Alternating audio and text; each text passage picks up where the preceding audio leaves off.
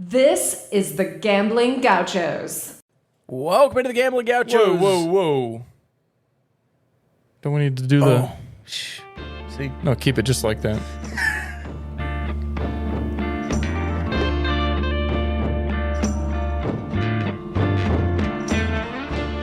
You're listening to the Gambling Gauchos. Talking Texas Tech, betting on the Big 12 and beyond. We've got everything you need: money lines, memes, and matadors. Well, You want to quit, Ethan? that'll be the day. Now, here's Kyle Jacobson and Rob Bro, the money line matadors, the casino cowboys, the parlay picadors. You see, in this world, there's two kinds of people, my friend. Those with loaded guns, and those who dig. You dig. Win. The Gambling Gauchos. Oh, and one more thing. It's all West Texas. It always has been. Can I start now? Yeah, let's go. Welcome into the Gambling Gauchos. I'm Rob Bro. He's Kyle Jacobson.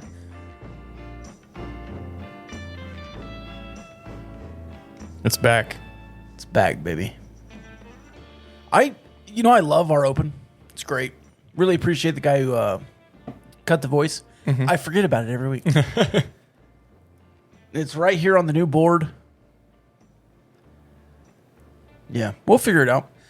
What's an early college football season memory you have, like, as in like early in the season memory? Does it have to be Texas Tech related? No, it can be anything. I remember one time there was like a really hyped up matchup. This was probably 6 years ago. Texas and Notre Dame. I mean, all the pundits thought both teams are going to be good just because of the brand names. And at the time, it was a great game. I think it went to overtime. It was a great game. And Texas won. And then I think later that year, I think Notre Dame finished 4-8, and Texas lost to Kansas. Was that when Tessitore got real excited? Yeah, it was. We're recording in the Cardinals Sports Center studio. Speaking of Cardinals, we've got a tailgate there next weekend, sorry. Well, I can't even say that. September 3rd, because you could be listening to this in 6 months and you're just going to show up and there's not going to be a tailgate. We might be at Cardinals in 6 months. Well, we probably will be. I'm there all the time. Yeah. You got your hat there that you're wearing, the white Gauchos hat. Go Gauchos. The black Gauchos hat also looks good. Anyways, we'll be out there at Cardinals Sports Center on 69th-ish and Slide, in between the green logo bank and the chicken sandwich joint. No free ads. No free ads. But we will give all the ads to Cardinal Sports Center, and it seems like we're going to have a really good time. Lots of people already buying in. I think we'll have some yard games. It'll smell good. Kyle, why will it smell good? We've got the best barbecue joint in the world, Regino Barbecue, coming out. As you all know, they've got their mobile food truck that goes all over West Texas. They're fortunate enough to share that with us for the tailgate on Saturday, September 3rd. So they'll be serving up in the parking lot at Cardinals. Hopefully they'll have it all. I think they ran into some supply chain issues. I was trying to get some turkey there once, and they just didn't have it. I did see the turkey was back. Good. I don't know if the turkey will be in Lubbock, but it was back for a minute. Who knows these days? But if they don't have it, they still have ribs, brisket, hopefully brisket burgers, Texas Phillies, The loaded Texas baked Twinkies. potatoes. Yes. All good. Yeah. All good. So they'll be out there. Kona Ice will have snow cones for kiddos. So it's a family affair. Or if you're an adult who likes snow cones. That's my least favorite word in the English language. Kiddos. Kiddos? What do you have against the Ninos? No, I love, well, never mind. One time, Kyle, I was giving a speech at Lubbock Christian University, and we'll get back into the ad read. Lubbock Christian University Chapel, all right? All the students have to go to chapel. Thousands of people in this auditorium. I'm talking about being a summer camp counselor to junior high kids. And I was like, I closed by saying, it's just really cool because you get to touch the kids and they get to touch you too, and walked off the stage. I was like, their hearts. You get to touch their hearts. Right. I had a former boss who kind of talked like that. Yeah. And of course he meant make an impact when he said touch. He's like, we get to touch a lot of people. And I was like, you get to reach out and touch them. Yeah. In today's HR workplace environment, you don't really phrase it that way. I mean, even back in 2011 or 12, that was probably even close. But anyway, the kiddos will be out there enjoying snow cones from Kona Ice, Rahino Barbecue.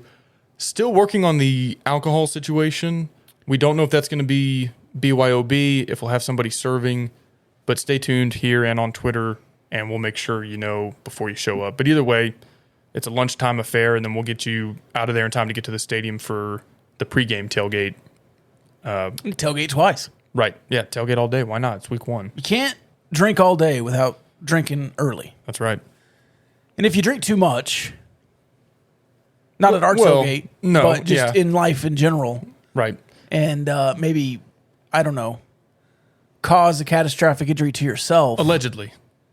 Or someone else. Allegedly. Now, I wouldn't want to make this call, but if I had to. There is somebody in your corner. Barnett, Howard, and Williams, not only a great sponsor of the Gambling Gauchos, also sponsoring the Week 1 tailgate for the Murray State game. We appreciate their support. As you all know, Barnett, Howard, and Williams is a law firm started by 3 Texas Tech grads, double grads. That's 6 Texas Tech degrees. That's a lot. That's more than I have.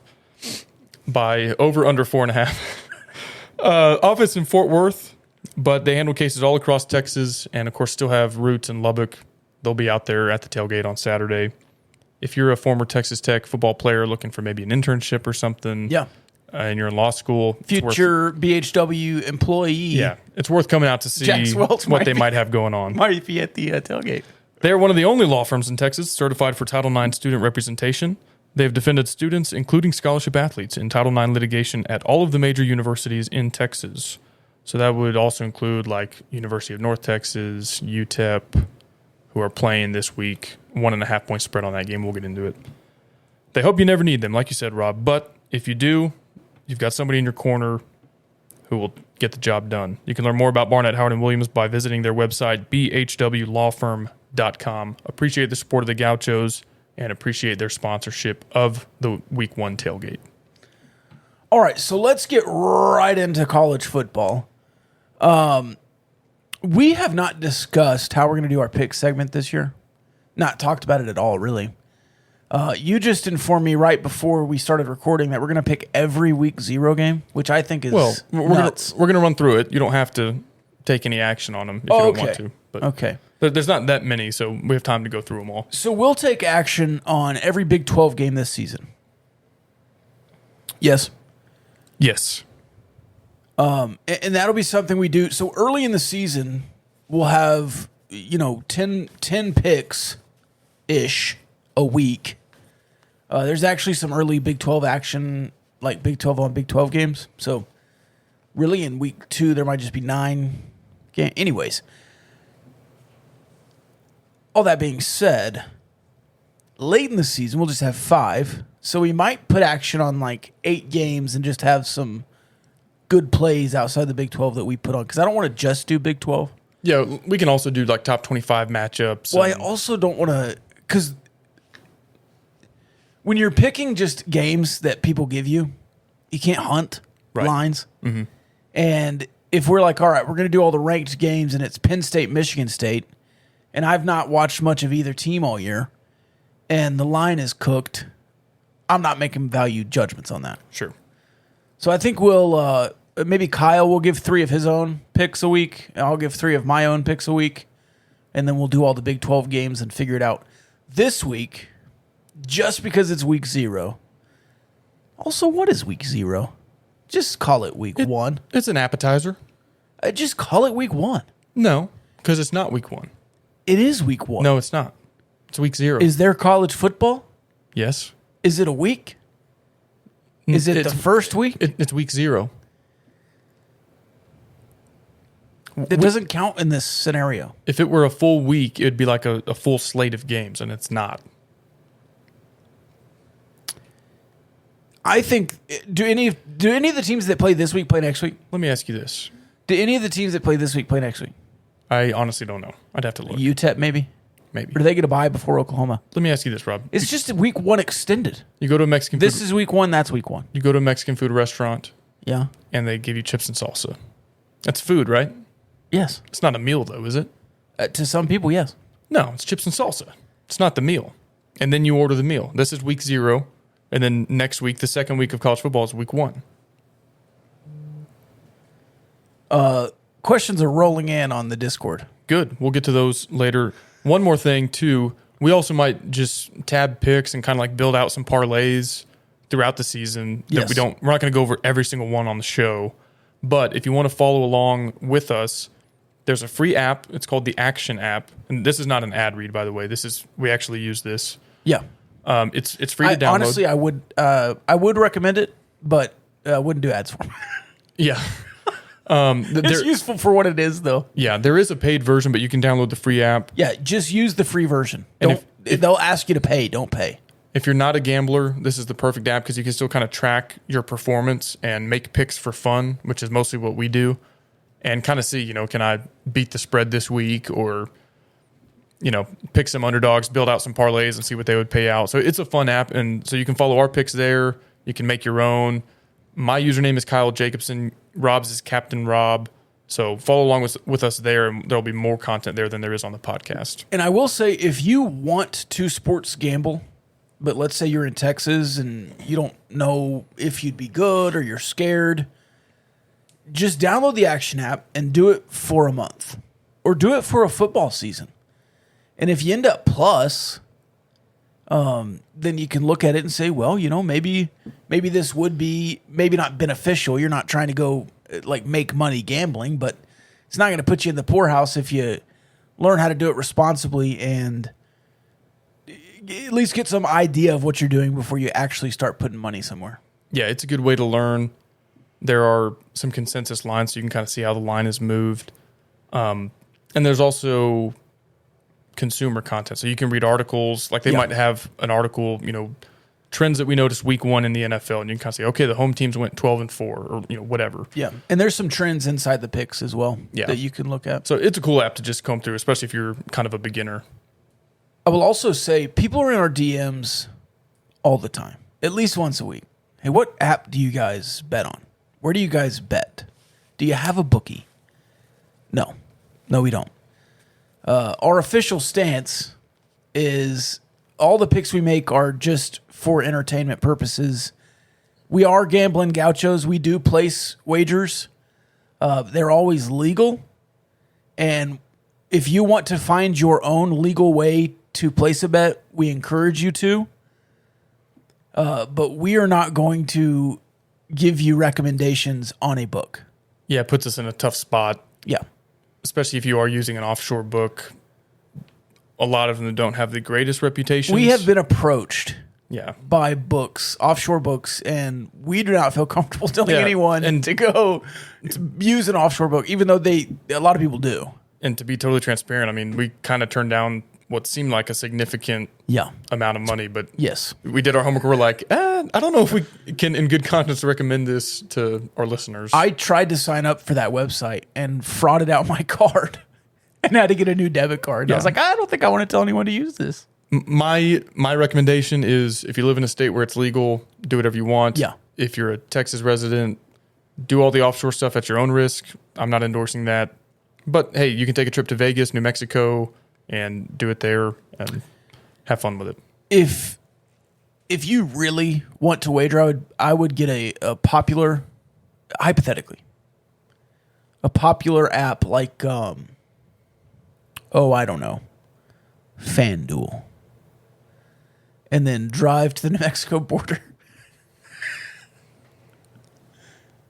Allegedly, just hypothetically, Allegedly. if that's what you wanted to do. Yeah. And if you get in trouble doing all this, just call Barnett, Howard, and Williams. And I'm sure they love that plug. Barnett, Howard, and Williams. We'll cure your gambling addiction. Yeah. No, there's a 1-800 number for that. Yeah. And in all seriousness, if you do gamble, do it responsibly, track your bets. Don't be an idiot about it. Like it's supposed to be for fun. It's entertainment. I wouldn't recommend gambling any more than you would spend out on a night at dinner in the movies. Beyond that, I mean, it's kind of risky. So, And that was our one-time PSA on gambling. We will never talk about that again. we have our bases back to the fun. We have our bases covered now. Yeah, back to the fun. Okay, Austin P in Western Kentucky. Oh my gosh. First, can you tell me why this game is relevant to Texas Tech? Their Western Kentucky's quarterbacks coach, Yes, who is that? Daggy. Oh no, Cole Garrett. Right, Sorry, and our offensive coordinator, got it mixed up. Oh yes, Zach Hitley was offensive there line last coach, year. Hamby and Kirk Bryant came from Austin P. and Kirk Bryant and another gentleman on the staff that I don't remember. Cochran, or Actually, might have been Cochran. Was that P for a while? I think so. I think they came together. Yeah, maybe so. Anyway, is there a line on that one even? I saw this game earlier, Kyle. I don't know why you're even putting it on. I don't think there's a line for it. No, Because it's the first one. is it the very first game? Yeah, I don't think there's a line on it. There's not an action and there's not one on ESPN. So, Well, I'll take Western Kentucky straight up. well, you're going out on a limb there because they've got a 95% chance to win according to ESPN FPI. Well, there's no line. Yeah, no, you can make 12 cents on a money line bet and get paid out 6 weeks from now. The first real game, or the one, and maybe the most notable game on the slate, week 0,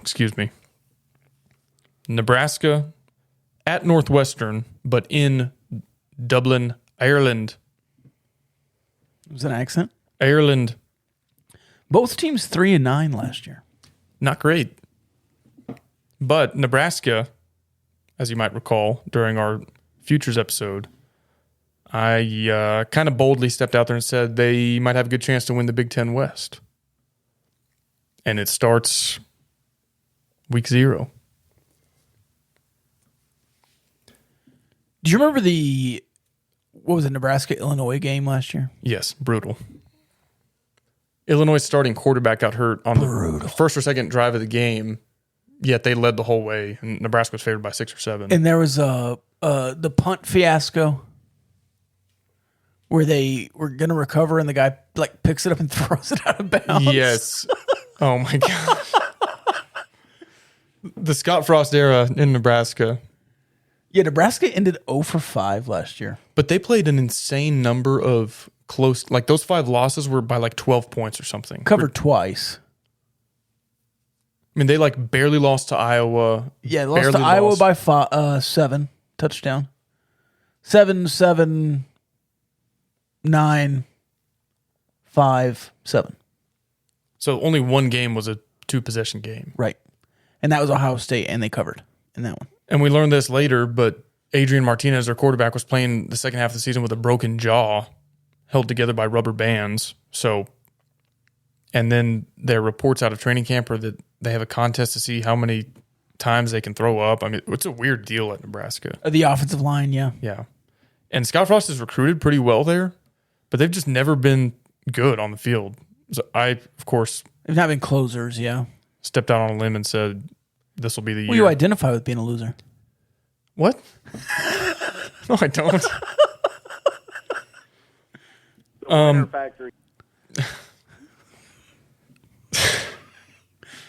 So I'll take Nebraska and the point. I'll lay the. I just had a stroke.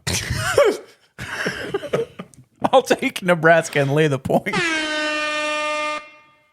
I am too. They've only got only 79% chance to win per FPI. Usually when I'm looking at FPI, when a team has a 75% chance to win, roughly that corresponds with about a 1 touchdown favorite. Yeah. So that's a pretty significant gap there. So that's a 12.5 point line. Yeah, I even saw it at 13 actually, but I'd buy the hook. I think I want it though. I mean, I don't think I'm going to bet on Northwestern here. Surely Nebraska is more talented. Right, but you get if they win by 13, you get it if you bet the 12.5. Right. Right. I'm saying I might just play the line as it is. Oh, you think they're going to win by 14? I think Nebraska might be good this year. And if they're going to beat up on anybody this year, it would probably be Northwestern, who's picked last in the Big Ten West. If they can't do it, then my futures bet is out the window. So I would assume an under here, huh? 49.5. On the road in Dublin, week 0. 2 bad teams. Of course, Northwestern is up and down. They're like Iowa, where they're really bad, and then all of a sudden they're really good, and then they're really bad again. So with the spread, we'd be looking at... Yeah, it's dangerous to take the under and a 2-possession game. 31-17 would go under, and Nebraska would cover. But that sounds about right. Yeah. It's snug. A snug under. I don't think I want the total, but I'll take Nebraska, and I'll give the 13. Same. I will say, too, I did get a little inside information via Twitter that everyone got at the same time. Nebraska went a day early. I like that. So Northwestern is worried about jet lag. That's good. You know, anytime the Pac-12 moves to the Central Time Zone or whatever, they gripe about body clock. And now we're talking about multiplying that time difference times 3 or 5 or whatever. Yeah, but everyone's going the same. Hey, yeah, but if you're there a day early, you I've adjust got a body sooner. clock game for you. Okay. I don't think it's this week, though. I think it's next week. Okay. Well, holster it till then. Easy, buddy. It's only week 0. Okay, we gotta right. save some for next week. This next one is just a giant game. Huge. Ginormous. I mean, we're talking college football playoff implications in week 0. A team we bet on nearly every week last year. UConn, Utah State. Do you remember our trials and tribulations with UConn? We just kept doubling down that they would beat somebody. Here's what I remember about UConn last year. You finally hit it. I did. So I remember they were significant dogs to Fresno. Who I didn't think Fresno, I didn't think they were that good. It was like 17.5, and I was like, surely, they can manage to not get blown out by 17 or more. It was like 24 at halftime, and they won that game by 40-something. But as bad as UConn was, they were actually favored in a game last season against UMass. And I thought, look, if you can get plus money against UConn, you clobber that. And UMass won straight up, and I had them on the money line. That's all I recall about UConn, but yeah, they were ridiculous, like 48-point dogs in some games last season. And I think they did actually cover a few times. They won one. They were 1-11. So, yeah, they were kind of like the consensus worst team in FBS last season, and it was fun to track them every week. They beat Yale. Okay. 21-15. Husky on Bulldog crime there. They also finished with the vaunted Houston Cougars. 45-17 in that one. We'll talk about that. Hold on. I've got a Houston rant. We'll talk about that. Okay. This line is 27.5. You gonna take your first UConn bet? Utah State.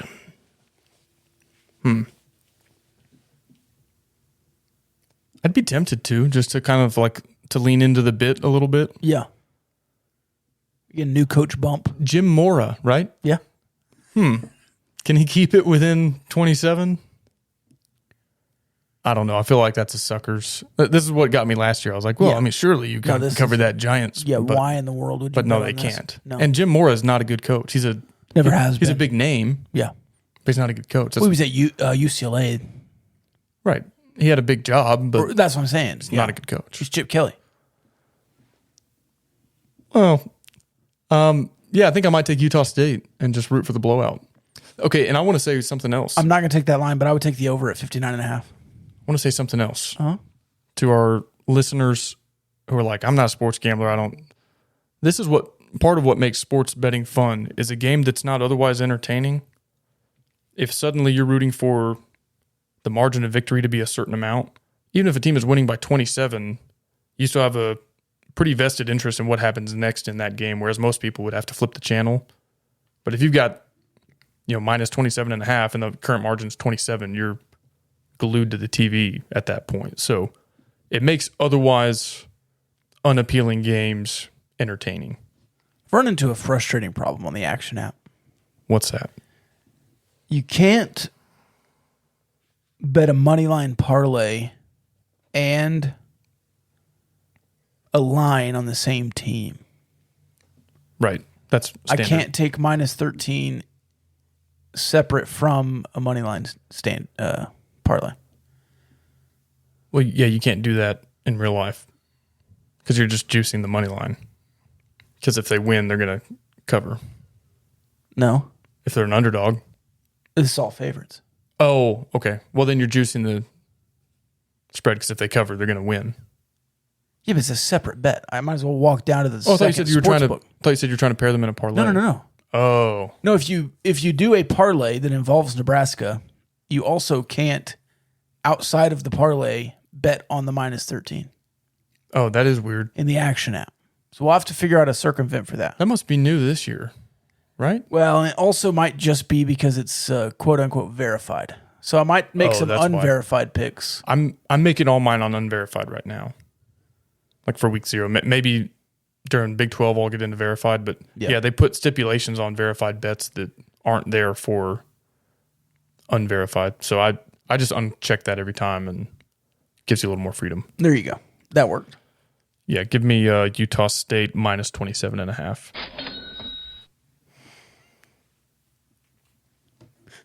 I'll take the over at 59.5.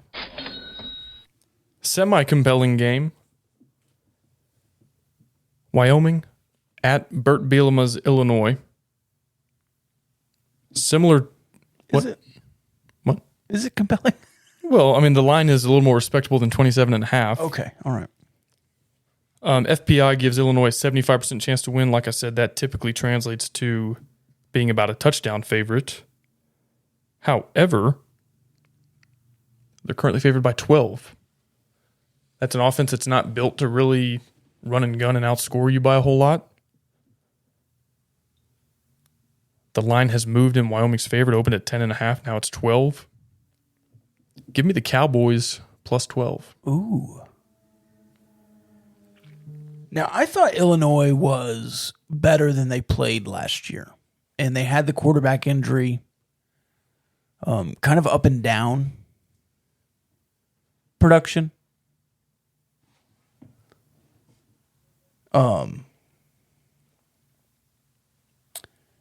It looks like a lot of people have bet your way because it's just gone back to plus 11.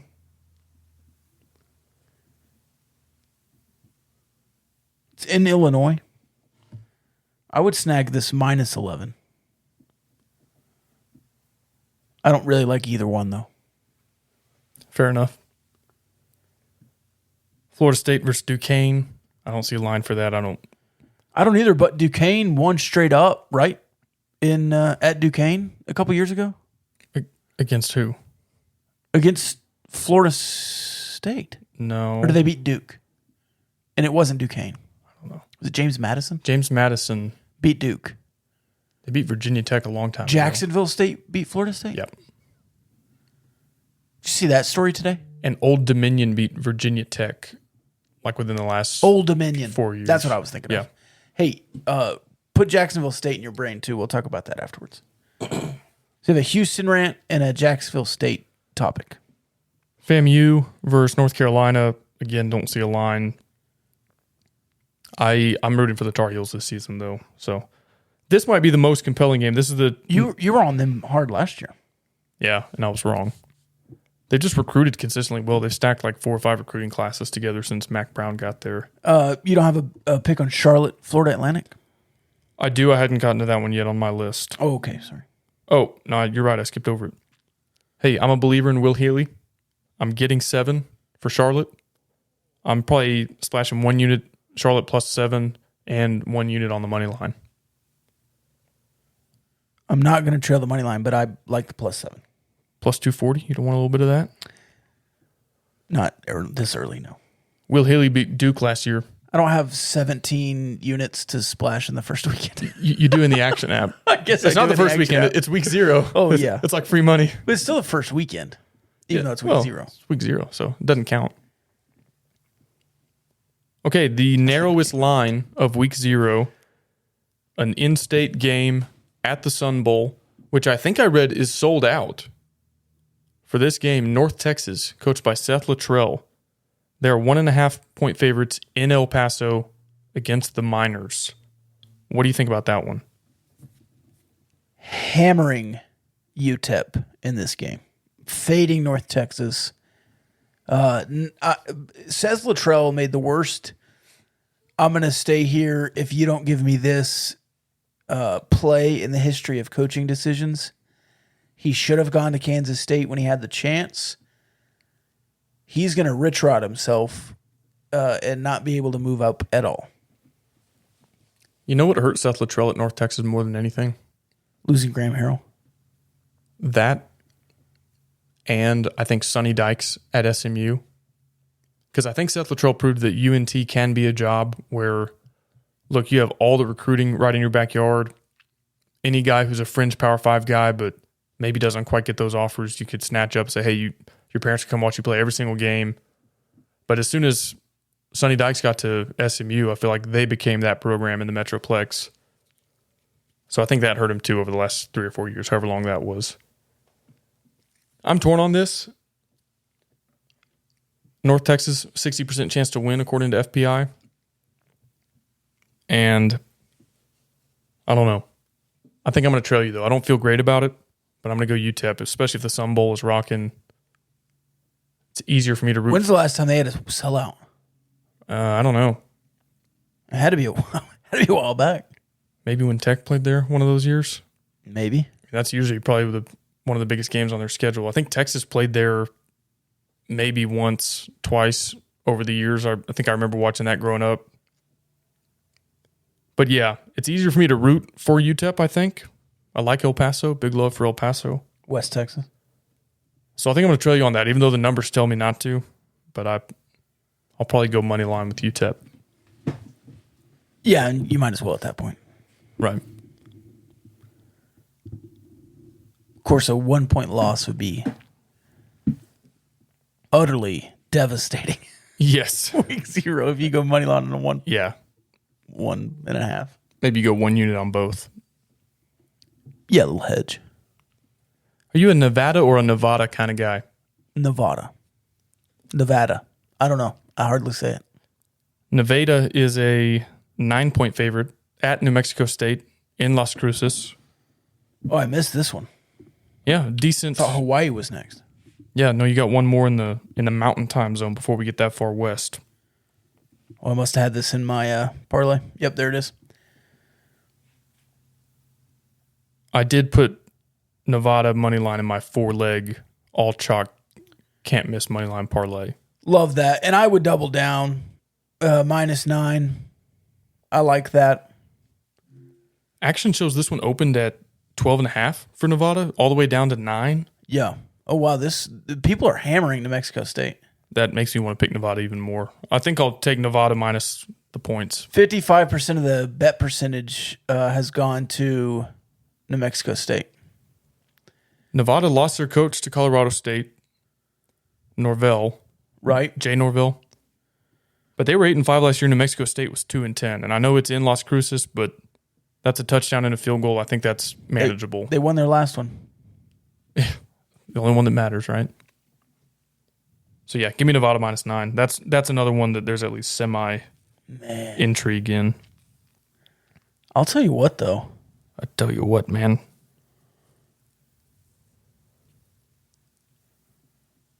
Yeah, that's an interesting one. Last one. Most interesting, I think, from a betting perspective. Yes. Vanderbilt at Hawaii. We're talking body clock again. Vanderbilt favored by 7. Or excuse me, that's gone up to 8.5. Well, you can buy a 7.5 at some books, but you can get 8.5 on Hawaii pretty easily. I want Hawaii plus the points and Hawaii money line. Hawaii's actually favored according to FPI despite being 8.5-point dogs. Same, and I'll take the over at a low 53.5 in my opinion. Not only is Hawaii favored per FPI, 72% chance to win that game straight up. And they're 8.5-point dogs. They should be favored by about 6 according to FPI. And this is just anecdotal, but Hawaii is early season god, right? They in beat college football. They beat Arizona straight up on a very similar line. They were about 7-point dogs. Well, that was in It was in a year when Was it 2019? It was in a year when Arizona beat Texas Tech. So, Well, I thought it was 2020, but then I was like, well, nobody went there in 2020. So it was 2019, wasn't it? Yeah. Arizona also Man, that sucks. it was an interesting game because they're Arizona's defensive backs before the Yeah. game. You know the story? I'm remembering the game. They decided to hit up Hawaii quarterback's girlfriend on Instagram Yeah. and comment on all of her pictures. Cole McDonald. Yes. And he torched them. He did not like that. And he showed it. But then on the last play, Arizona had the ball at about the 50. They were going to do a Hail Mary. Nobody was open. Khalil Tate runs it like inside the 5. Yes. Like almost scored Yeah. on a 50-yard run on the last play of the game and came up just short. And then the whole time you're like, why are they not running Khalil Tate more? Right. And then he did that. And then Kevin Sumlin won 3 total games during his tenure there, Right. and he got fired. And now he's at the Houston Gamblers. Speaking of coaches that were at the pinnacle of the sport and now very low on the totem pole, have you heard what Rich Rodriguez is up to? Yeah, accusing Floydata's finest, Colby Carthel, of spying on his practices. Yeah, That is a Friona deep cut. legend. That is a deep cut for our listeners from last season. Friona legend Colby Carthel. Good grief. First of all, if I was a Power 5 coach, I'm not. If I was Joey McGuire, I would be sending Texas Tech minions to every spring game in the Big 12. Why would you not just go check out the other teams, right? They're free. The games are free. Just go sit on the top row. You're not filming, Right. but you take a clipboard, you write some stuff down.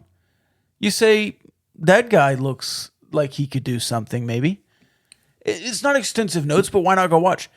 But what I would not do is send a man in a trench coat to a practice to film between the fence 4 weeks away from a game in the preseason. Now, this is what Jacksonville State head coach Rich Rodriguez is blaming some random filmer on, alleged filmer, he could not even exist, on Colby Carthel. Now, I've not seen Colby Carthel respond. I would love to. I would love to be in the meeting room when they're talking about this because Colby Carthel probably pretty colorful. And he has the Twitter chops to to make noise on this if he wants to. Oh, yeah. I had to watch that clip of Rich Rod making these allegations twice. Do you know why? Why? The first time, the entire time it was going out, I was just staring at my computer and I was like, Rich Rod is the coach at Jacksonville State? I guess That's exactly what I did today. I guess I missed it. And I was like, okay, I got to rewind and actually hear what he's saying here. But I was like, wow, if you gave me 100 guesses at what Rich Rod is up to nowadays, I would not have gotten that correct. Well, and I thought he was an analyst somewhere. But I guess, and I don't know if this could be his second season. I have no idea. Yeah. Who knows? But hey, some people coach football. Others coach kids ages 5 to 14 how to level up their coding, STEM, and engineering skills. And that's our friends over at Code Ninjas. And they do this in a fun, hands-on environment through their year-round coding programs. Summer camps are a great success. You want to keep it going with the kiddos? Your favorite word. During the school year, Code Ninjas offers flexible afternoon and weekend hours. Kids visit their center each week to learn coding, logic, and problem-solving skills while creating video games and meeting new friends. They start out as a white belt and work their way through 9 different belt levels, all the way to black belt, where they will design and create their very own app or game. Coding will be one of the most valuable skills for today's kids to thrive in the future. So schedule a tour and a free first session at codeninjas.com.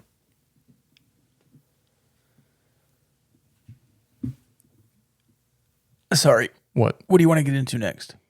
Some realignment or Houston? Let me just go on the rant for Houston. All offseason, every pundit has talked about the Texas Tech versus Houston game like it would be a huge challenge for Texas Tech, an upset if they win. Houston is ranked. Okay, they're ranked 24th preseason. They have to get past UTSA if they want to reach the Jones ranked. And Tech is currently favored most places by about 5. It's not going to be an upset when Tech wins that game. And I'm bullish on Tech, more so than the books, more so than the pundits. So I was kind of chirping on Twitter. I was like, we're going to win that game by 24. And something to keep an eye on. Our boy Mike Craven from Dave Campbell's Texas Football Magazine. Oh, he's our boy now. He's our boy. We're going to have a friendly wager. He wanted the 24, and I was kind of like, well, you have to give me some incentive because I can get it for 5. So I need a little extra juice. You did set the line. Well, I would. It's kind of like our bold predictions. Like I wouldn't Right. take those at even odds. I do think we'll win by 24, but I'm not foolish enough to take that at even money if I could do it at 5 for even money. Yeah. But anyway, he's going to be in Lubbock for the Tech Baylor game. And so we'll have a friendly wager once that line is set after week 0 and week 1. And we'll kind of see what terms we agree to, what spread we agree to, but something to keep an eye on. But I'm just tired of the narrative that, Yeah. And- All these people talking like losers. well, they're like, Things that winners say and do things that winners do. You just got to talk like a winner if you're Texas Tech in this situation, right? and they're like, hey, Clayton Tune is back. So what? Like, I'm Yeah. sorry, I'm not trying to dog the guy, but like, You are, though. we played against him last year. Yeah. He's not good. And they went 10-0 against East Carolina and Navy. Who Yeah. cares? Tulane. They lost to Cincinnati, the only other decent team they played, and then they played a 6-7 Auburn team and won like 13-10. I'm not scared. Disinterested. I'm Yeah. not scared of Clayton freaking Tune No, me neither. or 24th ranked. Ranked team. They're going to the New Year's Six. No, they're not. They suck. We're going to beat them by 24. Mark it down. That's week 2. You ready? We're going to beat them by 24. Who do they play in week 1? UTSA, they're only favored by a touchdown. What is Texas In Tech San going to be Antonio. favored by when Houston comes in limping 0-1? 9.5 Yeah. after we beat Murray State 56-3. I mean, I would like to wait until the line comes out, but if Houston is favored, I would be shocked. Okay, go with me here. Houston either loses to UTSA or looks ugly. Tech comes out and plays a flawless week 1 game against Murray State. Tech is favored by, let's call it 7.5, and they cover. How stupid are all these pundits going to look talking about, hey, Tech's got that tough non-con schedule. Yeah. Might start 1 and 2. No, we're going to be favored in 2 out of the 3. Yeah. Might start 1 and 2, and then we're going to beat Houston by 10 plus. And nobody's going to bat an eye. That's not going to be counted as a quality win for Tech. But all summer long, it's being hyped up as this insanely difficult non-con schedule. It's ridiculous. We had another guy in our DMs, a national guy with some juice about how Houston was going to be. This is a sports gambling person, right? I was appalled. Talking about how Houston was definitely going to be favored in Lubbock. And it's like, well, the line's already out. They're -5. Texas Tech is. Yeah, he was like, no, Houston will be favored in that game. I was like, not unless we struggle with Murray State. Yeah, if Texas Tech beats Murray State, let's just say it's the SFA game again, and it's like they're throwing shots at the end zone to win at the end. It'll be Tech -2. And if Houston wins by 40, okay, maybe Houston's favored in that. But I just don't see either of those happening. It's just ridiculous. I just want to see that narrative matched that we heard all summer, that Tech's non-con is so difficult and Yeah. Houston is so good and Houston's a New Year's Six Well, team. no, let's not downplay them too much Well, hang on. because I'm just saying. Okay. That's where I'm going All with right. this. Because once you beat them by Right. 24 It's and get to just 2-0, okay, well, now they're unranked Houston. They're 1-1. They're out of the New Year's Six race. No. Keep that same energy. We just beat such a high-quality opponent Yeah. that all y'all had pegged to win 12 games this year. I will say Houston will win most of, if not all of their They'll do what they AAC did last games. year. Yeah. Congrats Except- on beating Tulsa. I mean, Except Cincinnati's not going to be there at the end because they're going to not be good this year. somebody will be there at the end, though, in the American Conference Championship game. Yeah. And Houston's lucked out both of these last 2 seasons. They didn't have to play Cincy in the regular season. Right. So that narrative is a joke. I'm tired of it. Yeah. Tech by 50. Shout out to Dogo's in. You love that air horn, man. Texas is back, folks. So I love the soundboard. I can't deny it. John Wilner today. Oh, my favorite. John Wilner, who has been a condescending prick for 4 months, today getting a little sensitive, saying, oh, well, Twitter's not a nice place, I guess. I'm starting to think Twitter's not a very nurturing environment. You've been an ass for 3.5 months, belittling everyone. Oh, you just don't know how to read TV numbers. Yes. I'm John Wilner. Yes. Shut up. Yeah, like, okay, you've got a bigger platform. He basically gripes about Big 12 fans and Big 12 Twitter. So me and you, Joe Blow, we reply to his tweets, and he's all offended. But he's got this platform with tens of thousands of followers that he'll quote tweet those people and mock them. Yeah. Mock the place where they live. Yes. Their entire region of the country. Anyone affiliated with their school or conference. Yes. And then the gall, the gumption, 3 months later, well, these people aren't very nice to me on this app we call Twitter. No, we aren't. No. And you don't deserve it. And I'm not sorry. You and Stuart Mandel and John Canzano, yeah. He's even worse. suck it. I mean, I don't care. We've got 2 words for you. They just have a loser's mentality. Yeah. Say things that winners say and do things that winners do. And I've never understood. I tweeted this. Yeah. I've never understood the insecurity. John, No. you can just write about the Big Ten West pod. No, this has been his whole thing. Like, he's afraid of losing his job, and so he has to clutch his little Pac-12 pearls. You can still write about USC, Oregon, and Stanford. It's just going to be in a different Yes. conference than they were in last year. The Mercury News is probably firing people anyways. It's a newspaper. Sorry. Hey, It's a dying industry. yeah, I love the local writers, though. Don Williams will always have a job. the GOAT. He is the GOAT. I just look, and hey, we dish some stuff out on Twitter. I try not to start a lot of stuff because I don't like. You finish a lot. Yeah, that's the thing. Like, I will swing back, but if your whole brand all summer has been poking the bear intentionally, Yeah. Yes. you don't get to whine when they swing back. Also, we punch up. Yes. John Wilner will find a dude with 20 followers and dunk on him Yeah. and then just like go on his happy way Yeah. for 3 months. This is in our DMs Okay. from a certain Big 12 group we're in. I just want to, I'm not going to tell you who sent it, but I just want to read this list because it's comical to me. And if they listen to the pod, you're comical to me. The whole group is. I don't know if any of these, well, except for one of them. I like the Baylor guy. I like most of these guys. They're all nice. We're in a battle with the Iowa State guy, so he's on my do not like list right now. But yeah, most of these guys are fine. But it says this is the short list of his teams to be added to either of the 2 new super conferences. First, I don't think there's going to be 2 super conferences. There already are, but not like people think. You're not going to have just 40 teams and get down to 2 conferences, and only 2 conferences are playing to a national championship. That's not going to happen. They already have it. It's called the NFL. College football is better with more divisions and more intrigue and more teams. You're not going to cut it that far down. But this guy has 16 teams. You ready? Mm-hmm. Oregon, Washington, Stanford, Cal, and I don't know what kind of order this in, but those are the top 4. North Carolina, Virginia, Notre Dame, Clemson, Miami, Florida State, Georgia Tech, Oklahoma State, Kansas, Duke, Colorado, Utah.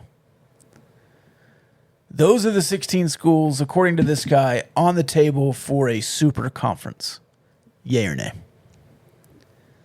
It got pretty debatable for me, Georgia Tech and beyond. And here's the other thing that all the super conference stuff has to, if it really does consolidate to 32 or 40 teams someday, there's going to be some tough conversations to be had about Rutgers and Mississippi State and Purdue. I think those will be easy conversations if it gets down to 32. Difficult for those schools because, like, at some point, like, let's say the cutoff there was Georgia Tech. There's no way that Georgia Tech in Atlanta and state flagships like Colorado, Utah, and Texas Tech, a school with 300,000 living alumni, get left out while they just keep feeding Wake Forest and Rutgers and Northwestern and Vanderbilt droves and droves of money. Like, if they are going to consolidate, I think they're going to shed some dead weight, and then that list that we just read will kind of expand a little bit, Also, potentially. Can I double down here? Mm-hmm. If You consolidate into a 32-team, 40-team league. Do you know what it's going to be for? It's not going to be a basketball league. It's not a baseball league. Those will still be under the NCAA purview. This is going to be a football league. You think Kansas is getting a call to be in the football league? Or Cal? AAU or not? Duke? You think Duke's getting a call to... And I'm not saying Texas Tech would get a call to be in a 32-team. You're probably right on the cusp. You're on the window. I think people should really table that kind of talk for a while because... Oh, it's not going to happen. I just thought the list was hilarious. Yeah. I mean, first off, it seems Notre Dame is staying independent for now. Notre Dame is a top 5 brand in all of college sports. Until the playoff expands. Nothing is going to happen without Notre Dame. No, that's... Well, not nothing. I mean, nothing major. They're not going to break off and form a yeah. championship that Notre Dame is not eligible to play for. Right. The ACC, I think, would have been rated by now if that were possible. So the grant of rights is there through 2036. I think once this settles down and I think the most movement we'll get in the near term is the Pac blows up if and when the Big Ten takes more teams, like Brett McMurphy said explicitly they will. Now, was he saying 4 more or 4 total? I couldn't tell. I read it as 4 total, which means Oregon and somebody. I kind of thought he meant 4 in addition to USC, UCLA. But at that point, do they really just feel like Notre Dame's not involved? Yeah, for now. So they'll get to 18 without Notre Dame, or 20. Yeah, 20, without they're Notre Dame. 16, yeah. And then the Pac, the remaining Pac schools will come to the Big 12, and we'll settle there. 4 large conferences. Some will have 20 teams, some will have 16, until the ACC, whatever happens there. I guess the ACC will be down to 14 or 15, depending on if you count Notre Dame. I think if you do that, you'll match whatever the ACC is. The Big 12 would. Well, we'd be up to 16 with the 4 corners, and the ACC would be at 14/15. I don't think you have to take them. Huh? You don't have to take who? I would let Utah float in the wind. For Oh, all okay. I care. Whatever. I want the Arizonas. The other two, Yeah. I'm kind of like, if y'all want to come fine. If not, I don't care. And maybe even Arizona and Colorado. So I think it'll settle down there. 4 conferences. 2 of them will make a lot more money than the other 2. Agreed. Yeah. But they'll all have a seat at the table in the playoff. Have you heard the latest stuff that the Big 12 is going to get this, just going to extend their grant of rights now? I saw MH Ver tweet that.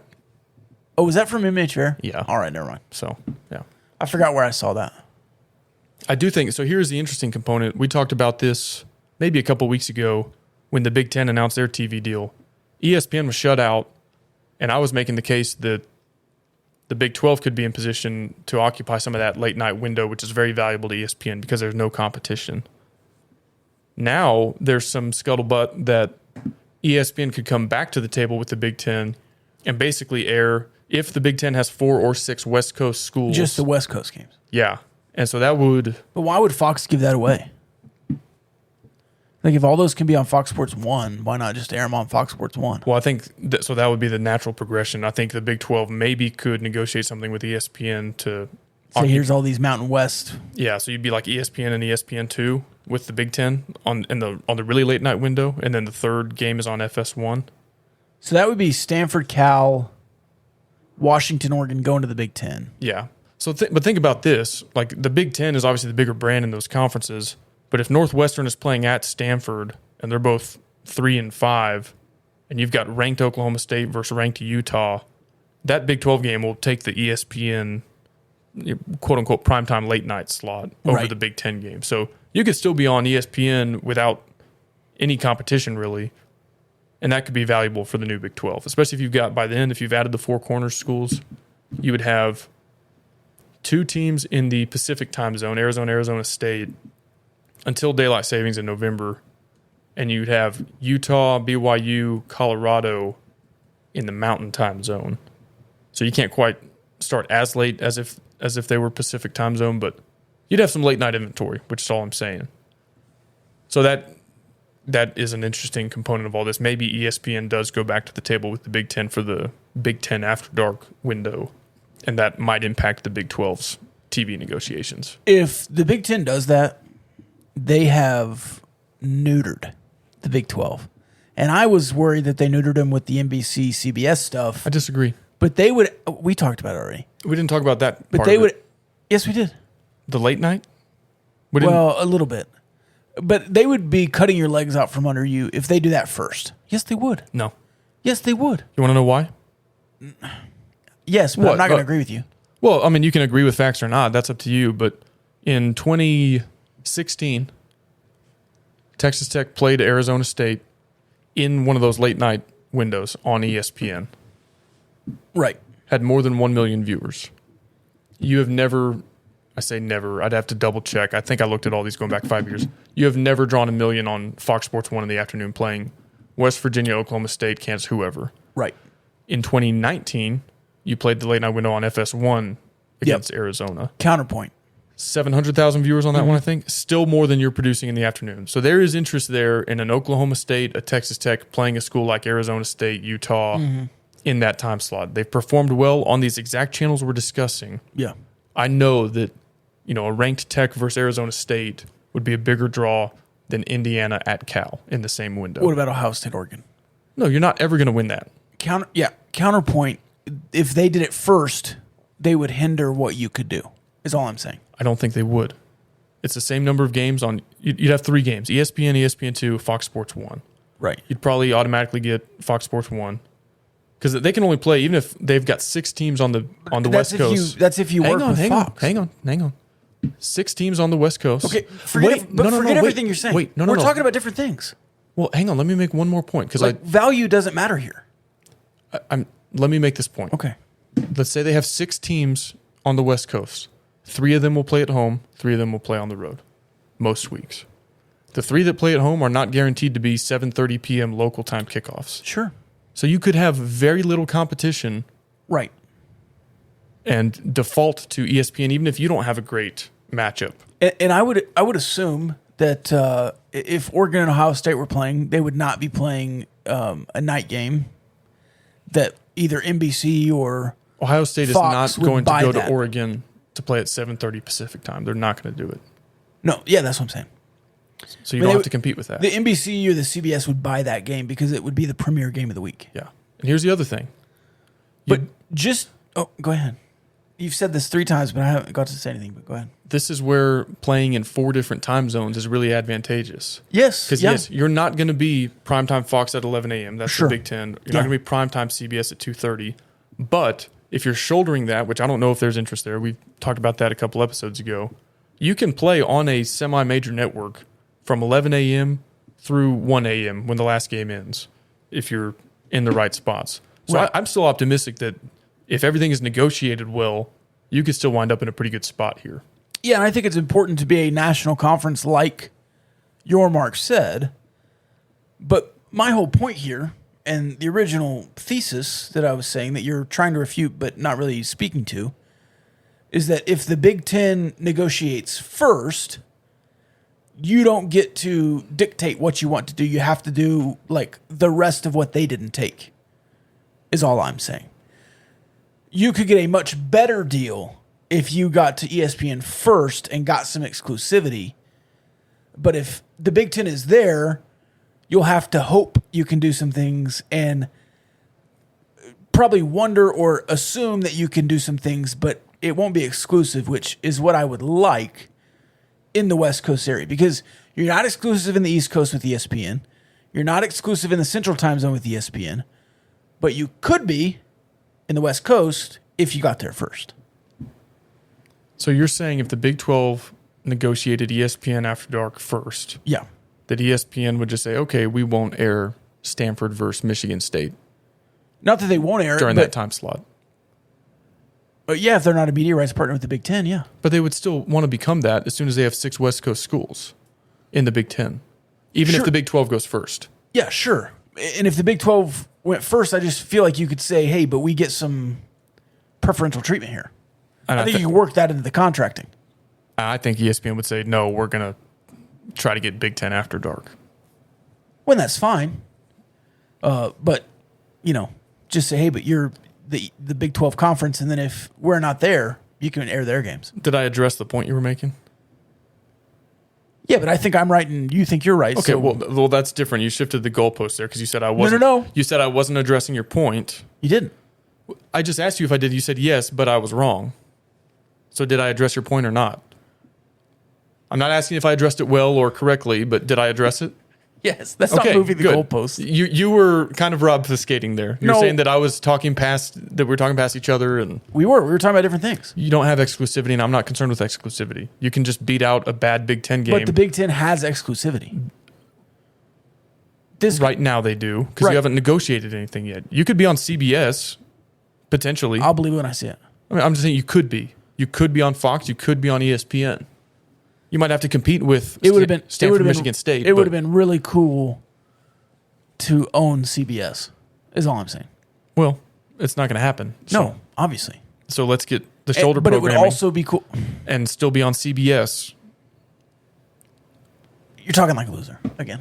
Why is that? I want to be on every TV set in the country. Yeah. It's all this shoulder programming, though. You just want to be with, like, you're not good enough to do it alone. You have to do it with somebody else. Well, I mean, that's just one option. I'm still cool to go all in on streaming.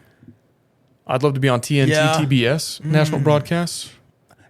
See, I'm still down with Turner Broadcasts. With Paramount? Yeah. I'm for it. Yeah, I like TBS. Okay. Hey, pound it. I don't know why we need to do that. Are we cool? I think we're always cool. Okay. Are you upset? No. Okay. I'm not upset.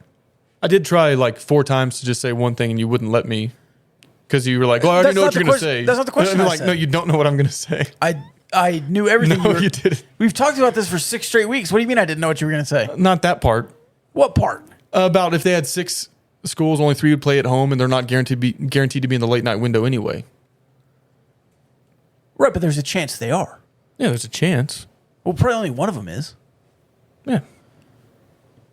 But that's not the original. Fine. That's not what I was saying in the first place.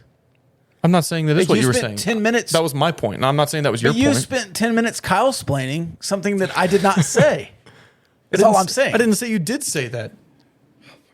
I have my own thoughts. Like now you're obfuscating. Not everything I say is to build off of what you say. Like I have my own thoughts on everything. You were correcting me that entire time, and it's not something I said. I don't think I was necessarily correcting you. I was just offering a different vantage point. Playback. Okay. You're right. Do you have anything else to talk about? It's week 0. So Tyler Shough named quarterback as we were recording our last episode, so we didn't really talk about reaction to that. What are your thoughts on that? Well, can I make one final point on the Big 12 stuff? Yeah, I already know what you're going to say, and it's wrong, but go ahead. It's not wrong. Isn't it fun to have a conversation like that, though, Rob? If they can't pay, maybe some paychecks because they don't get good TV deals, is there anything that can help them do that? Yeah, they could call our friends over at Diversified Lenders. Was I wrong about that? Or through a unique combination of accounts receivable financing and equipment leasing, Diversified Lenders is uniquely qualified to help you get the working capital you need now. They offer the following: factoring, invoice purchasing, equipment finance and leasing, asset-based lending, government finance and leasing. You can learn more at diversifiedlenders.com. All right, so on Tyler Shough, I've always been a big I'm not at practice guy. I'm going to trust the coaches. But we also saw Alan Bowman continually get the starting job because he was good at practice. I'm not saying that Tyler Shough is a practice all-star, but we heard from NFL people that when they were here scouting receivers that Tyler Shough was lighting it up and that he had one of the best arms, yada, yada. I would like to see that with a good offensive coordinator. Not saying Sonny Cumbie was a bad offensive coordinator, but I do think they had a poor plan early last year because of leadership. I think that with the right system, Tyler Shough could excel, and I hope that that's true. I think he's really good at throwing deep balls, and I think you have some big bodies that can achieve that. I've got two thoughts on what. One is a question for you, but it's built off of the first thought. You said Alan Bowman won the job because he was a good practice quarterback. Is that what you said? I don't want to obfuscate. So. In the Matt Wells era, yes. I think in the Cliff era, he was just the best quarterback. Okay. Either way, is it fair to say that if he was the best of the bunch at practice, that he was not quite going against competition as good as Donovan Smith and Baron Morton? Yes, I see what you're saying. There's more talent on the field now. Let me ask you this, because I read this on a message board, and it just kind of made me think for a second. But a message board poster said, Tyler Shuck has now won 3. He's been named the starting quarterback 3 seasons in a row at 2 different schools with 3 different head coaches and offensive coordinators. So he must be doing something right. What is your thought on that sentiment? He lost the job also at Oregon, so he won and lost the job. He transferred because he knew he wasn't going to win the job in year 2, even though he was not. The guy that stayed was not good the next year and lost the job as well.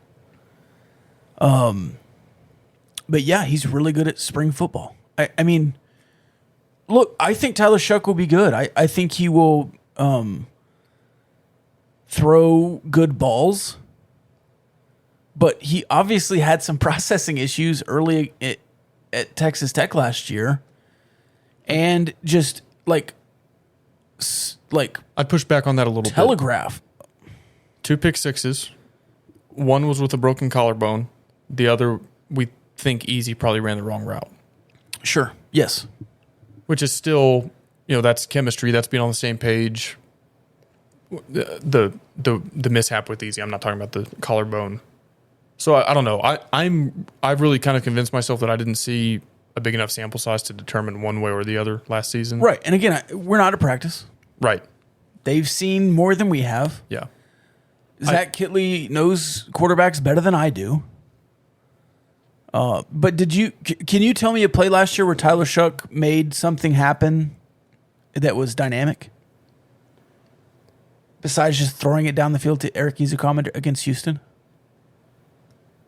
He pulled it on a run read and made a couple guys miss for Houston and scored a touchdown as we were clawing our way back into that game.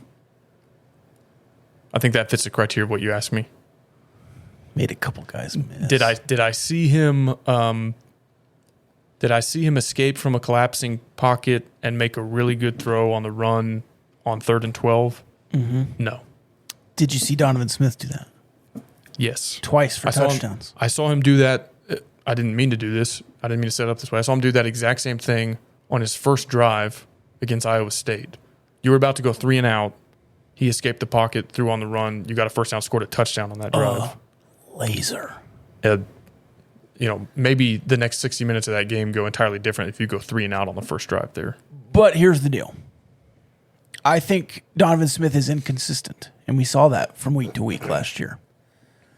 If Tyler Shuck is the most consistent, safest option, which I feel like is what they went with, I think the dynamic plays happen because your skill positions are good. And I think you're going to try to run the ball a lot. And I don't think you have to have Tyler Shuck be, swag god to go out and have a great season. Do I think there's a bigger ceiling with the other two? Yes, I do. I'm not gonna say I don't think that, but I'm also not saying that Tyler Shuck is a bad choice. I think they're all 3 good quarterbacks.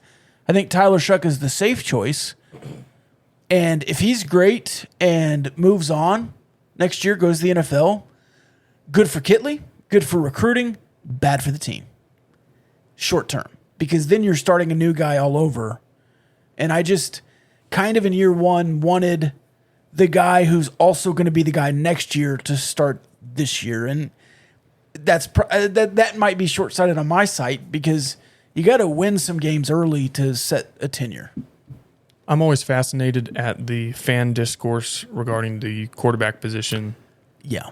I remember, this is absurd, when Patrick Mahomes was considering declaring early for the NFL draft, there were people telling me he needs to stay one more. He needs to fine-tune his skills and continue developing, and I was like, are you crazy? Do you remember the other storyline that offseason? that Nick Shimanek was going to be better in the system because he would play within it better? Yeah, I remember. Yeah. And I look at people who say things like that and I go, are you crazy? And this is not hindsight 2020. I was Pat Go Pro. I knew he was a first-round pick. Yes. Before that was the consensus. Yes. Because, like you always say, the NFL goes on ceiling, potential, talent. And look, you've got a 6'3" guy who has the best arm the day he shows up to rookie camp. He's going to look, they can fix his footwork. They can teach him how to read a defense. Yep.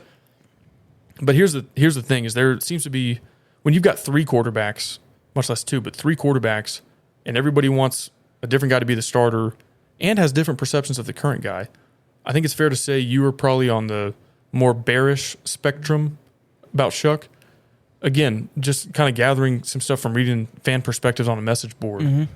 This question was put out there: Is Shuck a better day one starter than Nick Shimanek?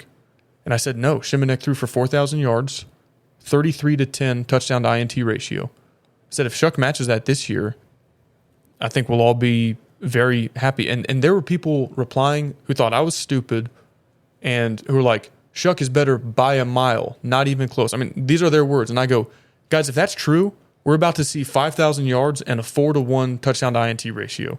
And if that happens, he's a first-round draft pick.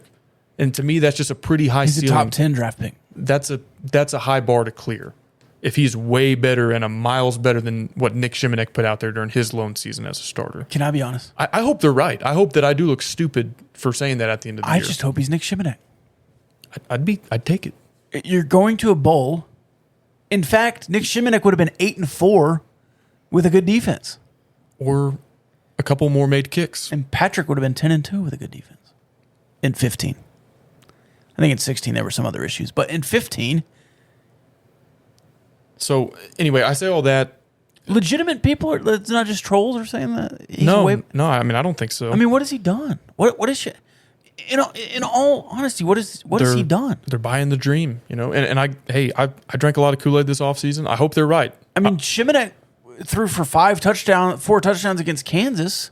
But here's what worries me is anytime there's quarterback fodder, should it be Sticks? Should it be Potts? Potts, yeah. Okay, I remember this was...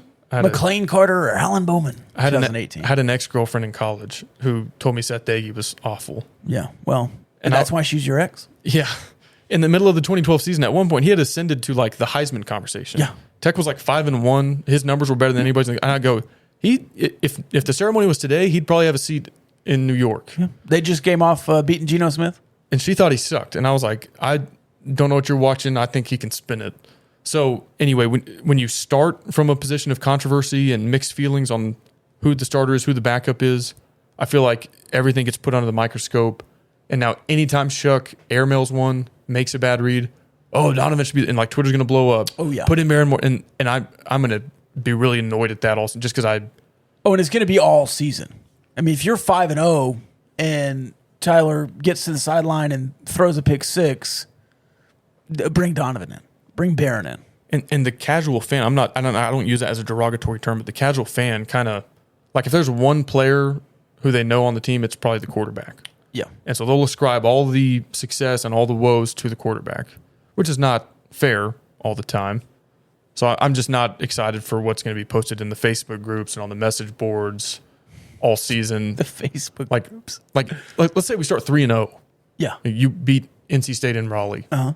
Assuming Shuck plays pretty well. People are really high on that quarterback. For that to happen. Yeah. So he was the next Josh Allen the other day. No. Let's say you start 3-0. Yeah. Presumably because Shuck has played pretty well.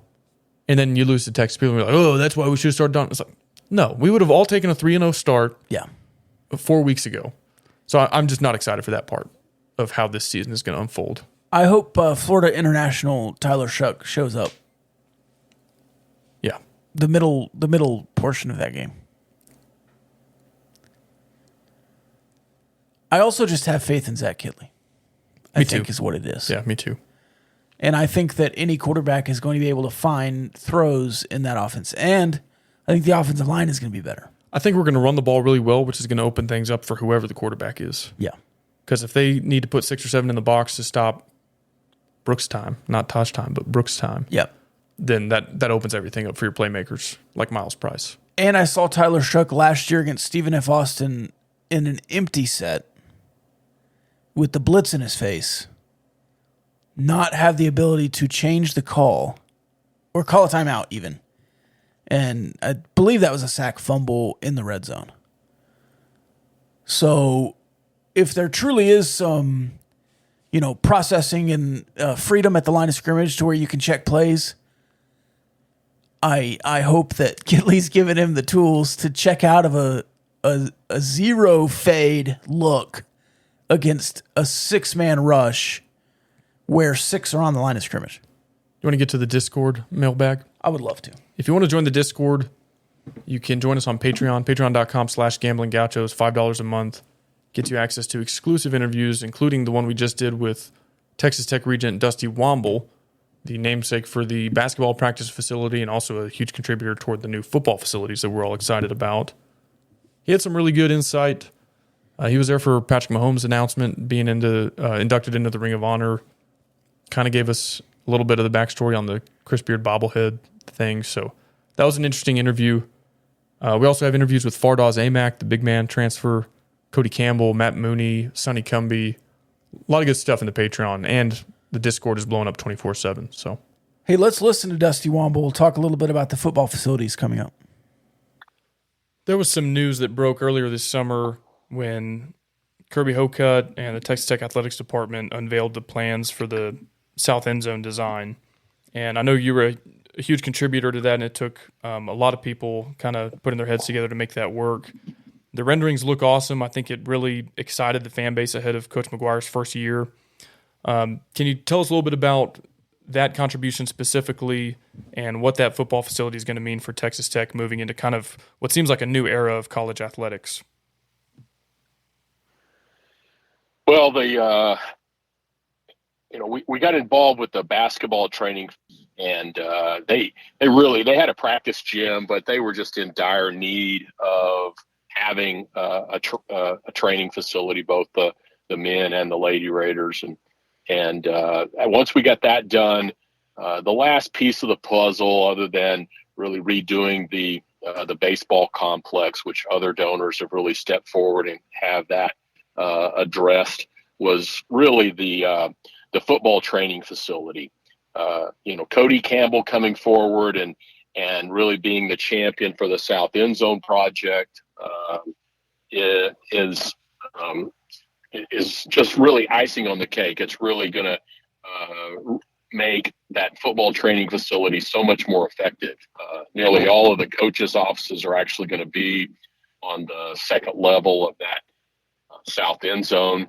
And so it's just it's really going to be an exceptional facility. Those two are going to be so intertwined. It's going to feel like almost one facility. There's a sky bridge that connects them, and as I said, we have coaches meeting offices and several pieces that we originally thought we were going to have to find a way to put into the football training facility are now in that South End Zone design, and it's just really going to make the South End Zone much more of a presence, and it's going to really provide a lot of useful space for the football training facility as well. Do you have a favorite aspect of that? Maybe the new place they're running out, or the sky bridge that's going to really excite fans? Maybe. I think there's going to be a lot of pieces, and we've spent a lot of time, attention, and money making sure it fits. I mean, there's 2 bell towers that are there on the South End Zone. All of the Spanish architecture is going to be incorporated into both facilities, so it will really complete Jones Stadium. We're going to obviously keep the iconic double T scoreboard as a focal point of that South End Zone, and it's going to be the project when we first got started looking at the training facility was maybe your $50 to $60 million project, and now it's grown into around $200 million. Part of that's obviously because of the south end zone, and then part of it is just a commitment to make this facility a premier facility in college athletics. And so to finish out all the things that they're doing, from meeting rooms to the lockers to the lobby, the way the south end zone is going to work, and how it's going to look is really going to be something that Red Raider Nation can really be proud of. Well, it sounds like, from what we've heard, the group at Texas Tech and the donors who made that work did a ton of research, kind of toured the country looking at the elite facilities at Clemson, Oregon, Alabama, places like that. And it sounds like not only will this be among one of the largest facilities in the country, but it sounds like it'll definitely be kind of tops in the new Big 12 once it's all said and done. Yeah, I think so. We did go to look at Alabama, Georgia, South Carolina, Missouri, Clemson.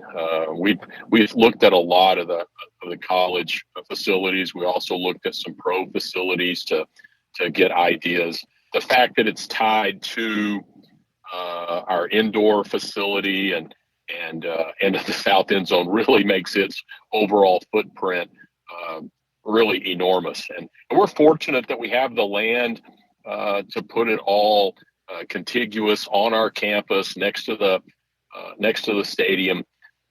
Very few, really, of the schools I went to see, none of them had the proximity of all their facilities like we do. And so it's quite fortunate that we have the land, the space to do it, and having the fact that Jones Stadium is on campus and is situated where it is really is quite a benefit to our ability to put all this together. So Texas Tech's going to beat Oklahoma last game of the regular season and knock down the south end zone. That's what Joey McGuire said. Is there a timeline? Is the first one going to be completed and then the next one start, or is it going to be kind of a simultaneous project? Yeah, they're staggered, but they'll both. The football training facility actually starts after we tear down the south end zone, but it'll finish before the south end zone is finished. So both projects run concurrently. The south end zone's the most time consuming. There's more issues that we're dealing with there as far as utilities and excavation, and we've got to sort of work around next year's football season. And so it's more problematic. We'll lose that south end zone for the entirety of the 2023 season. But it will be ready to go, and everything will be finished in it in the summer before the 24 season. So the football training facility, we can't really take it down. We will be in a bowl game this year, so we don't want to interrupt the prep for that.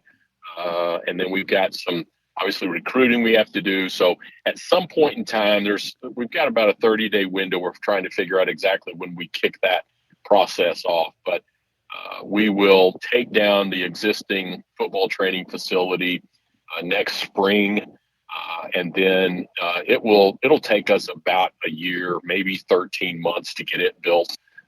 And so the 2023 season will be interrupted in a lot of ways. The fan will certainly notice it on Jones Stadium, but the football team's really going to be living in the indoor practice facility and in that facility for most of the 23 season.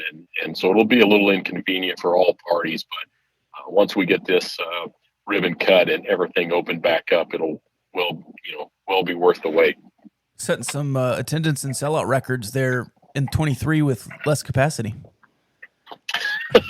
Yeah, it's going to be. Look at the silver linings. Yeah, that's right. And that south end zone doesn't hold a lot of seats, and so it's not terribly. But the band has been there. We've got it's not going to be good, and there's going to be so much interest and enthusiasm around our team next year. It's just going to build on what we'll see this year, and so it'll be a tough ticket to get, but that's the way it's going to be here for several years. So Red Raider Nation better get used to it. Very excited for those. And for Womble and Campbell and the Regents and the Benefactors and the Matador Club and all that coming up. So let's get to the Discord mailbag, and then we'll bring this puppy home. All right, so a quarterback question. How long does Shuck Donovan or Morton play against Murray State? And we'll talk about this next week too, but I think the first half will be almost all Shuck with a couple packages for Donovan. Short yardage, red zone. I think starting in the third quarter, Donovan will get some drives, and I think fourth quarter, Barron will get some drives. I would love to see all three in the first half pretty evenly, and then have Shuck play most of the third quarter, and then Donovan and Barron play the fourth. Now, I think Shuck needs the reps if he's going to be the first team guy, if he's going to be the guy, but I would like to see everybody in the first quarter. In the first half. Depending on score and circumstance. I'm not pulling a guy. Like, I might script 3 drives for each guy and try to get 9 drives in the first half. I might script a 1 drive for Donovan in the first half, but I would like to see Shuck go into halftime, having played the vast majority of the first half, get some halftime adjustments, go out with a script for the first drive of the third quarter, and then after that, turn it over to Donovan and Barron. Who has the best sports jacket / blazer, Kyle or Keith? Keith had me beat today. Overall repertoire, I'm going to bet on myself. He had me beat today, and he has some nice ones. Don't get me wrong, but I've got quite the collection. Big 12 schools as sandwiches.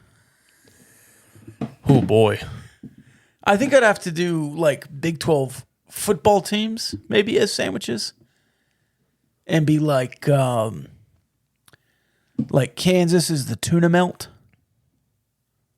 Not much structure. Warm fish. It's uneasy to me. I don't think I have any good answers for this, at least on the fly.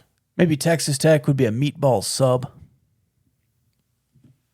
Yeah, maybe. I don't know either. I don't know. What's your go-to sandwich? Let's hear it, a sandwich joint. Like apart from the barbecue genre, is that your go-to sandwich? Well, what's your favorite sandwich? Is all I'm asking. Well, it depends. Is a chopped brisket sandwich your favorite sandwich? Like I wouldn't get. I know you're anti-pulled pork. I noticed. Yeah, I don't like pulled pork. I like a Philly cheesesteak. Nice. A good Philly cheesesteak is up there. You been to the Philly cheesesteak place here in Lubbock? No, do we have a dedicated Philly cheesesteak place? Yes, they fly in their buns from Philly. Well, I might have to fly my buns over there and check it out. I'll tell you where it is after the show. Okay, no free ads. How does Austin McNamara break the Big 12 record in punt yards this year? That's per punt. Didn't he already break that? We'd have to break his own record, yes. Does he break it again is the question. Yeah. Was that 45 and a half, 48 and a half? What is it? I'm going to say no because he won't be given enough opportunities. Usually those records are like minimum 20 punts or whatever. He's not going to punt that much this year. Austin McNamara has played for 3 bad teams. Do you know how many yards he has to punt? And was the, punt yard per punt leader record, Big 12 ever. Do you know how many yards he has to have this year to pass Sepulveda for total yards punted? Because that dude punted 1,000 times. They were so bad back then.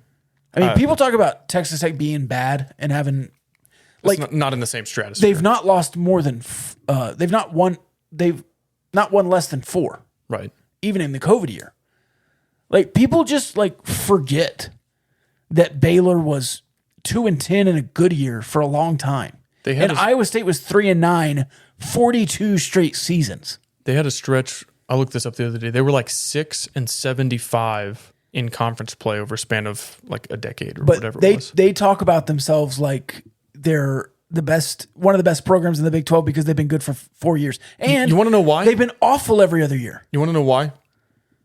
Because we let them? I don't know why. It's because people my age who didn't get into, they didn't watch football until they got to college. Until Art Briles, yeah. So 2011 was my freshman year of college. You know what happened in 2011?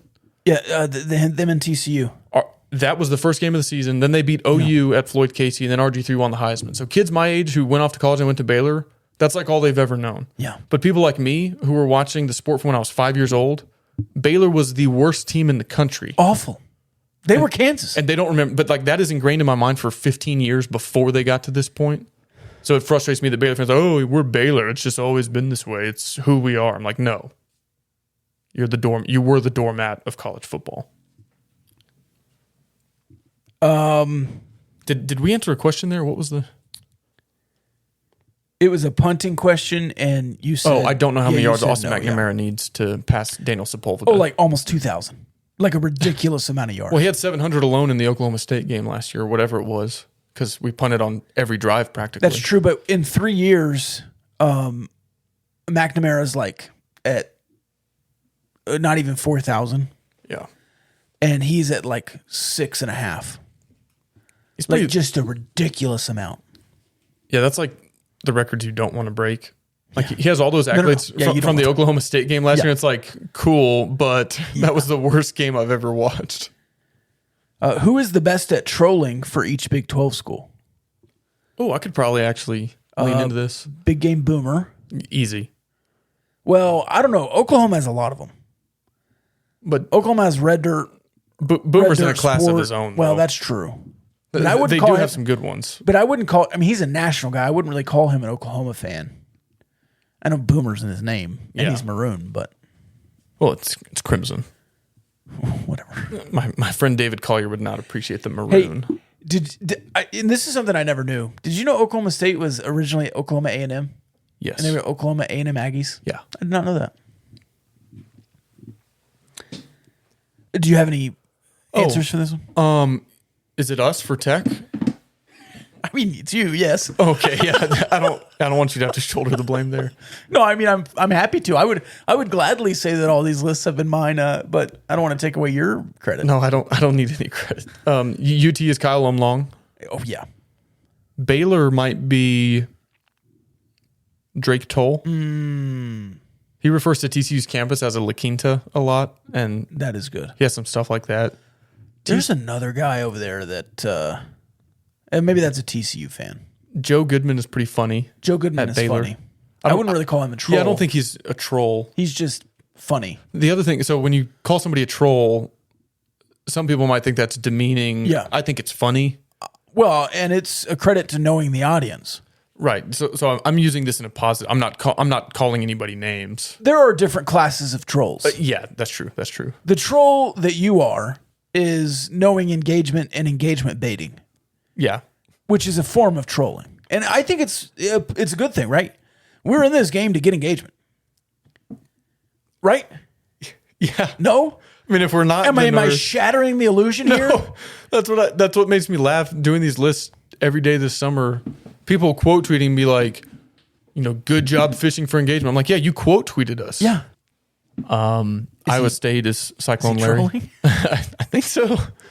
Cyclone Larry has either scheduled thousands of tweets in advance or wakes up every morning and tweets Texas.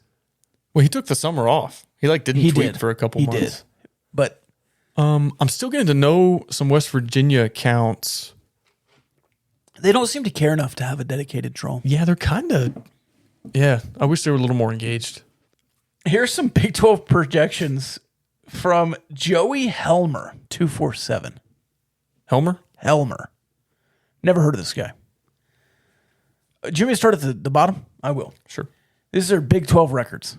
TCU 1-8. Started from the bottom, now we're here. Just give me a yes or no. TCU 1-8. Would I like to see that Big happen? 12. Or if you think it's going to happen. No, in my bold predictions, I said they'd be bottom 2 in the conference, but I don't think they'll be that bad. How about within 2 games? Yeah. Okay, 1-8. I think they'll be bad. 2-7 Texas. No, I mean that's ridiculous. 3-6 Oklahoma State. What is this guy? Did he do it at random? 3-6 Oklahoma State. No. 4-5 Oklahoma. No. 5-4 Iowa State. Ish. I think. Yeah. 3-6, 4-5. Yeah. I think 5-4 is their ceiling. Notice I haven't said Kansas yet. Kansas 5-4. Big 12. Come on. They've not won multiple Big 12 games since 2008. They only get to play Texas once. Texas is back, folks. Baylor 6-3. I think they'll do better. Doable, yeah. Kansas State 7-2. Probably the ceiling. Yeah, I think 6-3. 2 schools left. West Virginia 7-2. No way. This guy's a moron. Texas Tech 8-1. Absolutely. This guy's a genius. Seriously, though, did he just do like a random? I have no idea. I mean, Texas Tech Big 12 champs. yeah, of course. The first comment is they will ban Texas Tech from Twitter if this happens. Dude, we're gonna be a ruthless Twitter. We already are a ruthless Twitter fan base. Oh my god! Can you imagine if we win a New Year's Six Bowl or a Big 12 championship in football? Or just 10 wins? Absurd. Hey, how many 10 wins how many 10 win seasons do you guys have in the last 2 years? Well, it might time up perfectly. Where like once Joey has it rolling in year 3, that's the new Big 12. Yeah, and then like 5 years, yes. 5 years into Your the new list. Big 12, we're like, hey, in the new Big 12, like, hey, we're up here, y'all are down there. What have you done in the new Big 12? Oh my gosh! Now we're just dragging on. Now, final thoughts. Let's freaking go, man. College football's back. I have to sit through Nebraska Northwestern playing in Dublin for some reason, but I'm going to do it. When are you driving down? Friday. Okay. I'll be placing real life bets in beautiful Ruidoso, West Texas, the best suburb of Lubbock. Recently named. Can't wait, man. Cannot wait to watch crappy games that I would not otherwise ever care about. But because I haven't seen the sport in 8 months, happy to do it. Put some real life action and units out there, you know? Yeah. What'd you think about the Texas Tech football and athletics account talking about the Twitter poll today? Play a little blackjack too, maybe? That's a little beneath them. Kind of, but when Kansas State was locked in a battle with... Oh, were their official accounts tweeting about it? Yeah. Okay, good. And they were like begging... They were like, unless Kansas State tweets us, we're going to lose. I think it was when they were going up against Oklahoma State. Oh, good. Good. Well, at least it worked. Well, so Kansas State weirdly, like with 1 hour left in the poll, was like, everybody go vote. And they lost. And so all their fans were like, why didn't you tweet this 3 days ago? Yeah. So I don't know. I mean, at this point, I guess you're in it. I don't really care that much about Twitter polls, but that was Sweet 16. Let me rephrase. Well, the Texas Tech tweetnet was a Elite Eight. I love when you pulse the people. I don't care that much about these fan contest polls of just which school can get more votes. Oh, yeah, because there are bots. There was alleged bot action. From both sides. From both sides. I mean, it was like in 10 minutes, there was 7,000 votes and the lead changed 6 times. And if you win, what do you get? A week of bragging rights, maybe. Would you really go on Twitter and brag about winning a poll? No, I would not as a Texas Tech fan. No. I'm like, no. Like when it's out there, I'm going to retweet it and I kind of want to win it, but also... If I was Oklahoma State, I probably would. As soon as we lose, Yeah. I'm like, okay. Like I'm going to move on with my life now. Oh, yeah. If we lose a football game, no, I mean, it do you ruins remember my Saturday. do you remember the huge BYU cheating scandal that happened not even a month ago in the same stupid fan vote poll? Yeah, do you remember when Tech beat A&M in a best college town poll? Oh, that was awesome. And they redid it because they were like, we picked up on some bot activity, And so then we're going to you beat redo them the poll, again? and we beat them again. Even worse. By like 2,000 maybe? Yeah. Yeah. This is the polls like that are peak. Like people can bash on the lists. How far is your campus from an international airport? Now that is engagement baiting, yes. That's at least semi-interesting. Like some people looked at that and they're like, oh, I didn't realize that Ames was in the top half of the conference in this random category. Twitter poll, you just click it and it's like, okay, 50-50. Yeah. Oh, and by the way, Preston International Airport, built in the 30s, was pivotal in the World War, the second one. So I was having a really weird argument with Yeah. K-State fans today. They were like, Manhattan Regional Airport is right there. And I was like, yeah, it's not Regional. an international airport. And like the title says international airport. And they were like, yeah, but you can fly out of there. It doesn't need to be international. And I was like, I didn't say it needs to be international, but it doesn't count for this list. Right. If the list was closest regional airports, great. But It's not. I just don't get why people always change the subject. Like when you list city populations, they're like, well, in the county is, well, that's great. But this is a list of city populations, not county. Yeah. So I don't know why people do that, but I appreciate their engagement. So whatever. Kyle, what do we say before this episode? We have a nice 30-minute episode. Yeah, we always say that. How long do you think this episode is? Over what? Over 30 minutes. What if I said it was an hour and a half? I'd say Big 12 country. Let's ride. With You the need to put that on the soundboard. Oh yeah, that's good. Let's ride. Let's ride. Why did Texas Tech not put your mark on the horse? I don't know. Man, I wish that would have happened. Also, Could have gone very wrong. Also, talk about engagement baiting. Did you hear Yormark's response? He might be a bit of a troll. He is. And I like that. He said, do you think this will go viral if I get on the horse?